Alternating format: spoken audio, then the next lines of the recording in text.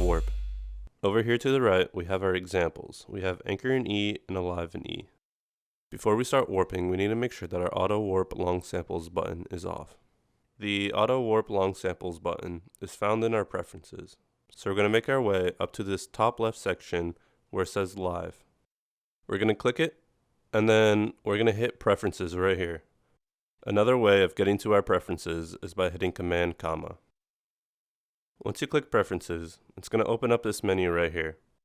We want to make sure that we're on the record, warp, and launch tab. Make sure that you're not on any of these other tabs. We want record, warp, and launch tab.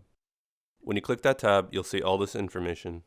Our focus is on this auto warp long samples. We're going to go to this button right here that says off, and we want to make sure it's off. You'll know it's off when it's gray. You'll know it's on when it's yellow. So if it's yellow, make sure you turn it off. Now that we have auto warp long samples button turned off, we're ready to warp. Go ahead and close this preference tab. And then we're going to make our way to alive. Before we warp alive, we want to make sure we hit play on alive.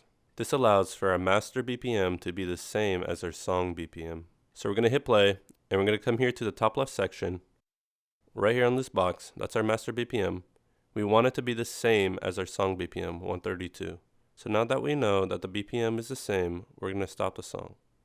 We're going to head over here to click audio channel, and we're going to hit the click audio file. We're going to hold shift, scroll to the right, and then hit rough. It's going to highlight everything. Once everything highlights, we're going to come down here to this menu, and we're going to see this warp button. If you don't see this menu at all, come down here to the bottom right, where this arrow is, and click it. It'll open and close the menu. So we're going to come back to our warp button.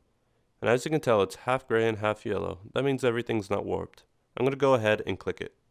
You'll know everything's on when everything's yellow. Now that you have things warped, you want to check for two things. You want to click a file, let's say cues, and then come down. We're going to come down to this section right here where it says segment BPM and complex. And we want to make sure that box says complex on every single file, and make sure that the segment BPM matches the song BPM. So let's make sure that every file has complex turned on, and that the segment BPM matches the song BPM. And that's how you properly warp.